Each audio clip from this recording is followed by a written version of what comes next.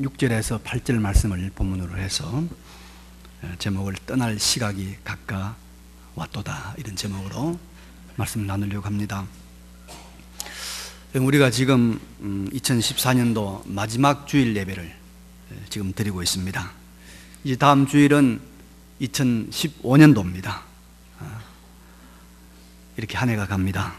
그런데 우리 한 해를 보내고 또 새해를 맞이하면서 사람마다 느낌이 다를 것입니다. 어떤 사람은 지난 1년 동안 참 좋은 일도 많이 있었겠죠. 결혼을 한 분도 있을 것이고, 또 아들이나 손주를 얻은 사람도 있을 것이고, 또 사업에 큰 성공을 거둔 사람도 있을 것입니다. 또 반대로 어떤 사람은 사업에 실패한 사람도 있고, 또 부모님을 잃은 분도 있고, 그래서 기쁨과 슬픔이 다 다릅니다. 상대적입니다. 그러나 모든 사람에게 슬픈 일을 만났든지 기쁜 일을 만났든지 좋은 일을 만났든지 구전 일을 만났든지 모든 사람에게 공통적인 것, 절대적인 것 한 가지가 있습니다. 바로 나의 떠날 시각이 가까워지고 있다는 것입니다. 모든 사람이 반드시 한 번은 통과해야 하는 그 죽음의 시각이 우리에게 가까이 오고 있다는 사실입니다. 그래서 본문 6절에서 사도 바울은 이런 말을 하고 있지 않습니까? 전제와 같이 내가 벌써 부어지고 나의 떠날 시각이 가까웠도다. 전제는 제사를 드릴 때 제일 마지막에 붓는 포도주로 제일 마지막에 붓는 이 제사가 바로 전제입니다. 또 관제라고도 하죠. 바울은 지금 순교를 앞두고 있다는 겁니다. 이제 그가 이 세상을 떠날 그 시각이 가까이 지금 다가오고 있다, 이 말을 하고 있습니다. 여러분, 우리가 시간을 보내면서 한 번쯤은 깊이 이 문제를 생각해 봐야 되겠죠. 지난번 우리 조재현 집사님 부친이 소천을 하셔서 우리 교회에서 장례를 치르지 않았습니까? 입간 예배 기도를 우리 이훈규 장로님이 하셨는데요. 근데 그 기도 가운데 제게 참 큰 은혜가 되는 말씀이 있었습니다. 말씀하실 때 이렇게 말씀하시더라고요.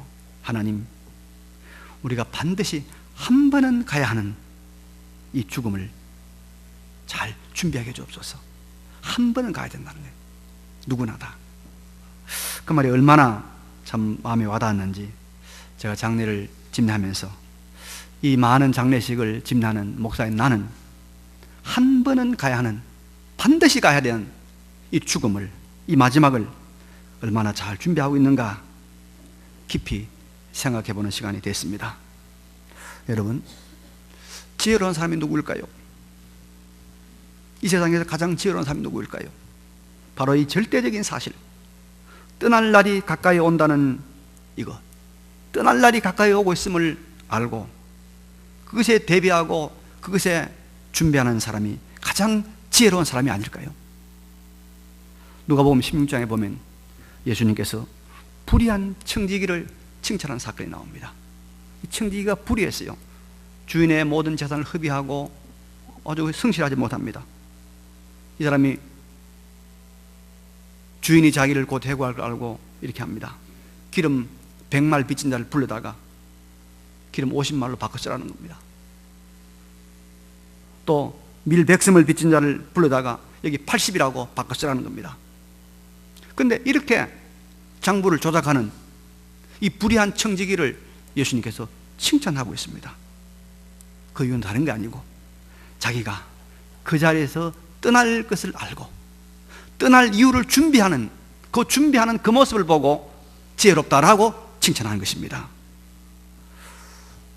여러분, 붙잡으려고 해도 붙잡히지 않는 세월을 우리가 떠내보내면서 우리는 우리의 떠날 시각이 가까이 오고 있음을 알고 일에 준비하는 참으로 지혜로운 우리 모두가 되시기를 바랍니다. 그러면 우리가 어떻게 사는 것이 이 절대의 사건, 가까이 오고 있는 우리의 이 세상 떠남을 잘 준비하는 것일까요? 본문 8절에 바울은 이런 말을 하고 있습니다. 이제 후로는 나를 위하여 의의 면류관이 예비되었으므로 주 곧 의로우신 재판장이 그날에 내게 주실 것이며 내게만 아니라 주의 나타나심을 사모하는 모든 자에게 도니라.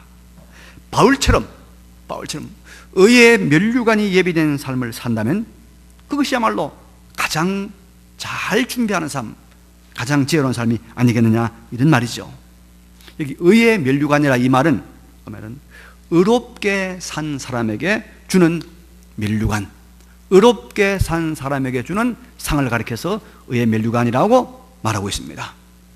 이 상을, 이 의의 면류관을 야고보 1장 12절에서는 뭐라고 표현을 했냐면 생명의 면류관이라고 말했습니다. 죽음과는 상관없는 영원한 생명, 그 생명의 상, 이것이 생명의 면류관, 의의 면류관이라는 것입니다. 또 고린도전서 9장 25절에는 썩지 않는 승리의 면류관이라고 말했습니다. 세월이 가도 시간이 가도 그 가치와 그 존귀가 바뀌지 않는 상, 거기 준비되어 있는, 그걸 가리켜서 의의 면류관이 준비되어 있다. 빛이 바래지 않는 상이라는 것입니다. 베드로전서 5장 4절에는 시들지 않는 영광의 관이라고 말했습니다. 영광, 칭찬과 자랑이 있는 면류관이다. 그래서 이 의의 면류관은 영원한 생명과 흔들림 없는 승리와 빛나는 영광이 예비되어 있는 우리의 미래를 말합니다. 여러분, 우리가 이런 영원한 생명과 흔들림 없는 승리와 빛나는 영광의 미래를 준비하는 삶이라고 하면 그 삶이야말로 가장 지혜로운 삶이고 가장 우리가 명철한 삶이 아니겠습니까? 우리 모두가 이 의의 면류관을 소망하고 이 의의 면류관을 예배하는 그런 지혜로운 삶을 살아갈 수 있기를 간절히 바랍니다. 그러면 이 의의 면류관이 예비된 삶이라고 하는 것은 어떻게 이루어 갈 수 있을까요? 바로 사도 바울이 걸어간 삶이 아니겠습니까? 본문에서 바울은 그의 그 위대하고 아름다웠던 생애, 의의 면류관을 확실하게 바라보았던 그의 인생을 아주 간단하게, 단순하게 이렇게 고백하고 있습니다. 7절 말씀 우리 같이 읽겠습니다. 시작. 나는 선한 싸움을 싸우고 나의 달려갈 길을 마치고 믿음을 지켰으니, 세 가지를 말하고 있습니다. 선한 싸움을 싸웠다. 나의 달려갈 길을 나는 달려갔다. 그리고 나는 믿음을 지켰다. 믿음을 지키고 나의 달려갈 길을 달려가고 선한 싸움을 싸운다면 우리는 여러분, 우리 앞에 의의 면류관이 예비되어 있다는 것을 믿어도 될 것입니다. 그렇습니다. 이제 우리가 이 세 가지를 좀 생각을 해 보십시다. 여러분, 우리가 구주 예수를 믿는 믿음을 끝까지 굳게 지키는 삶을 살아야 합니다. 믿음을 지키고 믿음을 버리거나 믿음을 변질하면 우리가 실패합니다. 우리가 일생을 살아가면서 여러 가지 일을 만납니다. 때로는 큰 재산을 모으기도 하고, 때로는 깡그리 망해서 부도가 나기도 하고, 또 존귀한 자리에 올라서 많은 사람들의 선망의 대상이 되기도 하고, 때로는 많은 사람들의 손가락질 받는 불명예스러운 자리에 서기도 합니다. 그러나 우리는 이런 모든 인생의 장면들에서 예수가 나의 주님이시오, 나의 하나님이시라고 하는 이 믿음을 결단코 버리지 않아야 될 줄로 믿습니다. 이게 고귀한 삶입니다. 이게 가치 있는 삶입니다. 예수 그리스도는 우리 죄를 위해서 십자가에 죽으신 하나님의 아들이요, 그분은 우리의 부활의 첫 열매로 부활하신 하나님의 아들이다. 요 믿음을 우리가 어떤 상황에도, 내가 병이 들더라도, 내가 망하더라도, 내가 승리하더라도 어떤 상황에도 이 믿음을 나는 버리지 않는다. 이 믿음을 버리지 않고 사는 사람이 의의 면류관을 받는 사람일 줄로 믿습니다. 사람들이 상황이 바뀌면 믿음도 변질시킵니다. 어렵다고 교회 안 나오고, 바쁘다고 교회 안 나오고, 부자가 됐다고 안 나오고. 여러분, 변질되면 안 됩니다. 우리가 음식을 참 조심해서 먹어야 되죠. 상한 음식, 부패한 음식 먹으면 우리가 배탈이 나고, 심하면 식중독 걸려가지고 목숨을 잃을 수 있잖아요. 근데 아주 이 치명적인 식중독을 일으키는 음식은 어떤 음식이 변질된 겁니까? 값싼 야채가 변질된 거는 우리 몸에 그렇게 나쁘지 않아요. 설사 몇 번 하면 괜찮아요. 근데 비싼 고기 이게 부패해가지고 이게 썩은 걸 먹으면은 큰일 나는 거예요. 여러분, 믿음이 귀한 것입니다. 이 귀한 믿음이 변질되고 믿음이 부패하면 엄청난 피해를 입히는 것입니다. 선량한 사람들을 종교라는 미명하에 혹세무민하는 이단자들의 대부분 어떤 사람들이냐면 옛날에는 큰 믿음을 가지고 아주 큰 활동을 했던 선지자들, 대단한 사람들입니다. 이런 사람들이 믿음이 변질되니까 참 엄청난 사람들에게 피해를 끼치는 그런 사람이 됐죠. 이것을 요한계시록 8장에 보니까 이렇게 말하고 있어요. 셋째 천사가 나팔을 부니 횃불같이 타는 큰 별이 하늘에서 떨어져, 횃불같이 타는 큰 별이 하늘에서 떨어져 강들의 3분의 1과 여러 물샘에 떨어지니 이 별 이름은 쓴쑥이라. 물의 3분의 1이 쓴쑥이 되매 그 물이 쓴물이 되므로 많은 사람이 죽더라. 하늘에 있던 이 별과 같이 빛나던 이 별들이 떨어져서 변질되어서 추락해서 땅에 떨어지니까 그 물을 먹는 수많은 사람들이 죽더라. 큰 믿음의 사람들, 위대한 주의 종들이 변질되어 거짓 선지자, 이단자들에 대해서 수많은 사람들 해칠 것을 예언하고 있는 것입니다. 그래서 여러분, 우리가 믿음이 변질되면 안 됩니다. 믿음을 포기하면 안 됩니다. 변질된 믿음을 가진 성도가 세상 사람보다 더 못됐습니다. 보통 사람보다 더 나빠요. 믿음이 변질된 집사가요, 더 무섭습니다. 믿음이 변질되고 믿음이 썩어버린 권사, 장로가 얼마나 많은 사람들의 해악을 끼친지 모릅니다. 목사는 말할 것도 없고요. 여러분, 일평생 변함없이 하나님 중심, 성경 중심, 교회 중심 믿음을 굳게 지켜가는, 그래서 마지막에 숨을 거둘 때 주의 은혜로 나는 믿음을 지켜왔습니다 라고 고백하는 우리 모두가 되시기를 바랍니다. 믿음을 지켜야 됩니다. 두 번째로 바울은 말합니다. 나의 달려갈 길을 다 마쳤다. 여러분, 하나님께서는 우리 각자에게 우리가 걸어가야 될 길을 주셨어요. 나의 길을 주었단 말이에요. 나의 길, my way, 나의 길을 주셨어요. 우리가 이 나의 길, 나의 이 길을 끝까지 가야 됩니다. 그래야 승리의 인생을 사는 것입니다. 운동 경기에서 가장 우리가 관심 가지고 인기 있는 경기가 뭡니까? 100m 아닙니까? 100m. 그 10초도 안 되는 거예요. 지금 우사인 볼트가 세계에서 제일 빨리 달리네. 이렇게 하잖아. 그죠? 우사인 볼트. 근데 여러분, 그 100m 달리기를 할 때 선수는 반드시 자기 트랙을 가야 됩니다. 마지막까지 자기 길을 가야 되지, 99m 갔는데 마지막에 나무 트랙을 밟았다. 탈락입니다. 우리가 우리의 길을 가야 됩니다. 그래야 승리합니다. 역사상 가장 힘이 셌던 사람이 누굽니까? 여러분, 가장 완력이 셌던 사람, 삼손이죠. 삼손. 누가 그 힘을 당하겠습니까? 이 사람이 이스라엘의 원수 블레셋을 향하여 이 나귀 특별을 가지고 한번 휘두르니까 말이요, 한 번에 수백 명, 수천 명이 아주 쓰러진 그런 대단한 사람이었습니다. 그런데 이 사람이 여러분, 눈이 빠지고 포로가 되어서 연자맷돌을 돌리는 아주 희롱거리가 되고 말았습니다. 왜 그랬습니까?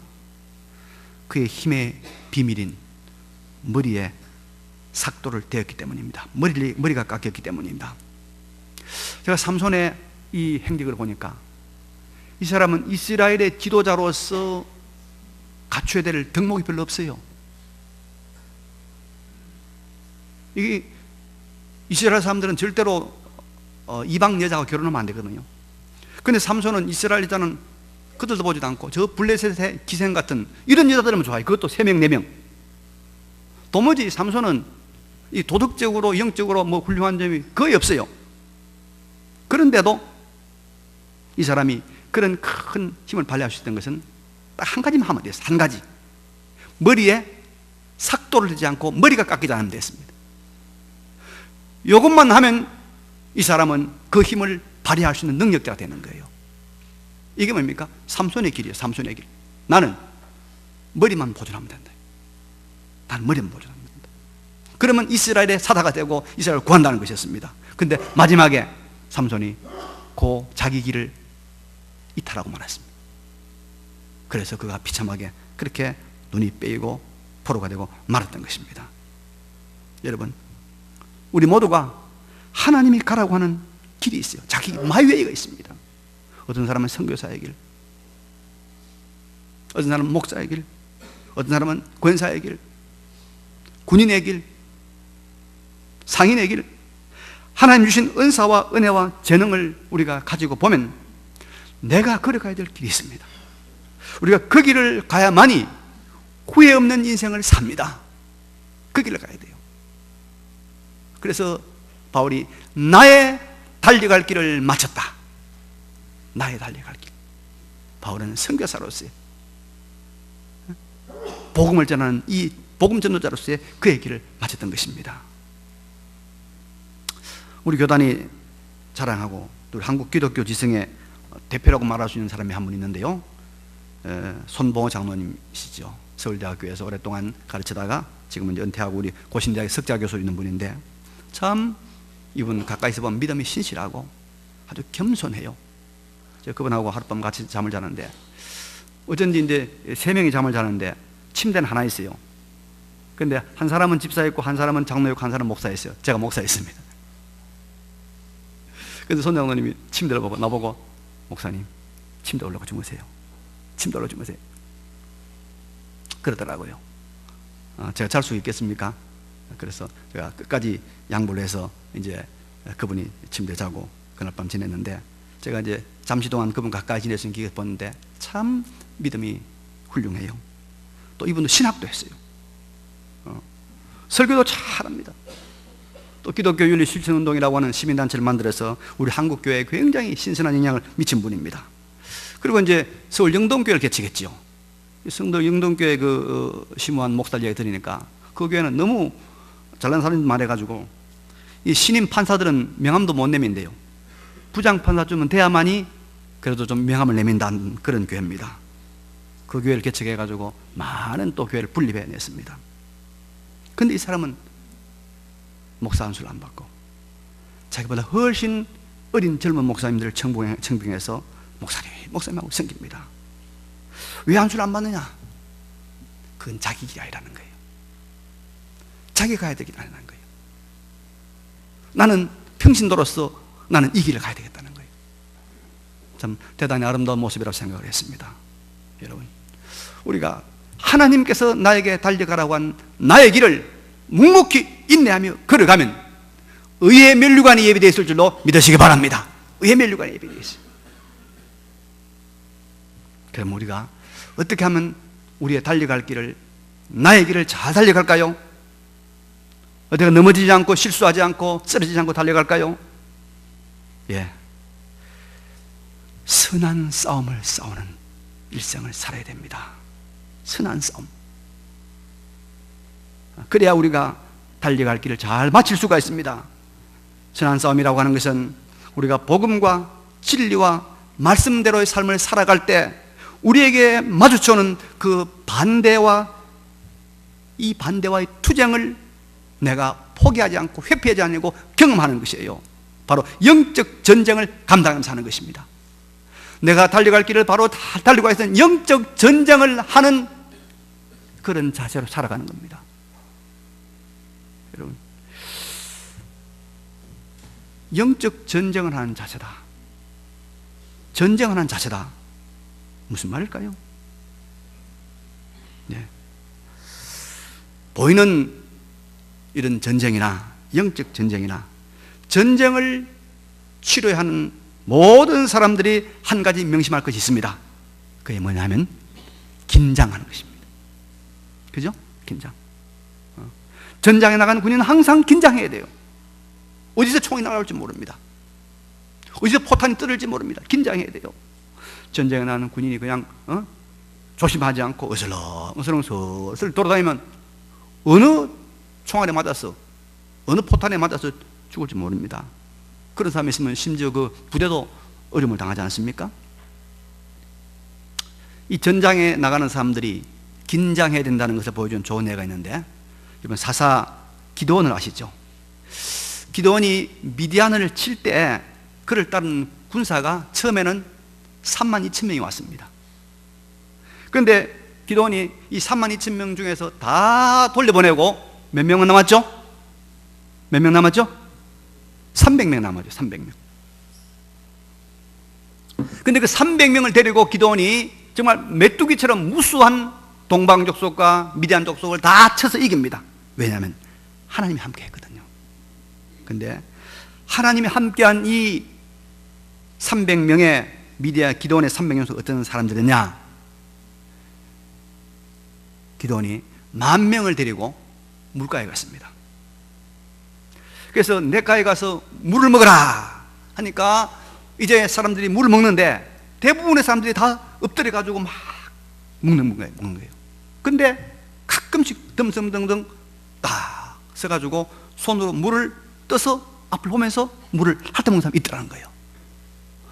요 물을 핥아먹는 사람들 다 나와라 하니까 300명이라. 어떤 사람들입니까? 우리가 전장에 나왔으니까 긴장을 늦출 수 없다 하면서 주위를 살피던 사람들이었습니다. 그 사람들이 바로 300용사였습니다. 하나님이 그 사람들과 함께 했습니다. 여러분, 우리가 믿음을 가지고 나의 달려갈 길 마웨이를 성공적으로 걸어가려고 하면 항상 뭐 해야 됩니까? 긴장해야 됩니다. 지금도 긴장하세요. 긴장하지 않으면 안 됩니다. 긴장 안 하면 막 넘어가는 길에 안 돼요. 안 돼. 영적 긴장을 풀고 우리가 영적 무장을 해제하는 순간 누가 우리에게 다가옵니까? 마귀가 온다. 마귀가 어느 사이에 깜빡 실수하는 거예요. 영적 긴장을 풀면, 우리가 영적 전투를 하고 있다는 이 생각을 버리고 긴장을 풀면 그때 뭐요? 실수하는 거예요. 말이 실수하는 거예요. 긴장 풀어가지고 말 실수하다 가지고 큰 패를 보고 있습니다. 지금.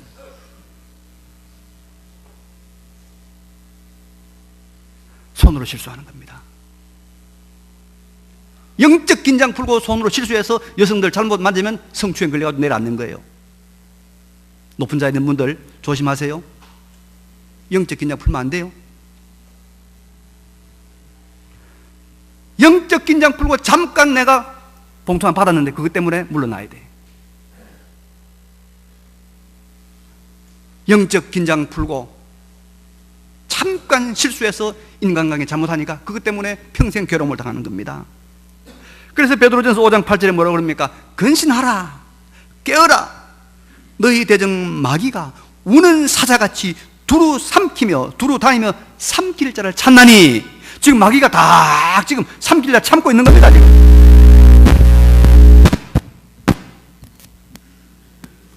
긴장 좀 하시라고. 긴장 마시라고.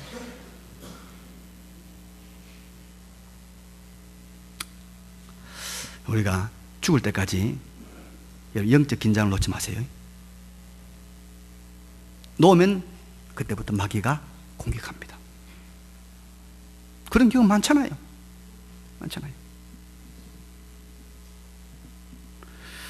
가는 차를 세울 수 있겠죠. 저는 가는 기차를 세웠습니다. 이번에 조현아 부사장을 보니까 가는 비행기를 돌렸더구만요. 보니까 대단하대요. 보니까.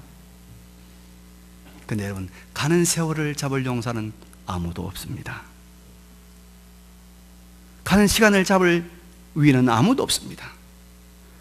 우리 떠날 시각이 점점 가까이 오고 있다는 것은 확실합니다. 확실하죠? 확실합니다. 그래서 전도서 12장에는 이렇게 말하고 있습니다. 너는 청년의 때 너의 창조주를 기억하라.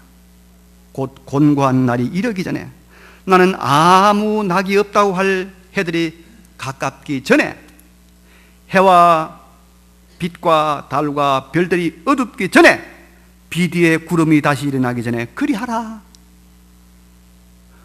은줄이 풀리고 금그릇이 깨지고 항아리가 샘 곁에서 깨지고, 죽음의 상태를 말하고 있는 거 아닙니까? 바퀴가 우물가에서 깨지고 흙은 여전히 땅으로 돌아가고 영은 그것을 주신 하나님께로 돌아가기 전에 기억하라. 기억하라. 한 해를 보내면서 여러분, 우리가 한 번은 반드시 가야 하는 길이 있음을 알고, 한 번은 반드시 가야 합니다. 이걸 알고 의의 면류관을 준비하는 인생을 삽시다. 의의 면류관을 준비하는, 그게 뭐입니까? 첫째, 믿음을 온전히 지키고 변질하지 말고 포기하지 말고 나의 달려갈 길, 마이웨이를 걸어가는데 어떻게? 긴장해서 영적 전쟁을 하는 긴장을 가지고 걸어가면 우리가 의의 면류관에 예비된 아름답고 승리한 인생이 될 줄로 믿습니다. 이 길을 걸어가는 여러분 모두가 되시기를 간절히 바랍니다. 말씀을 기억하시면서 잠시 한번 우리 통성으로 결단의 기도를 드립시다. 기도하겠습니다. 그러고 가시고 전능하신 우리 아버지 하나님,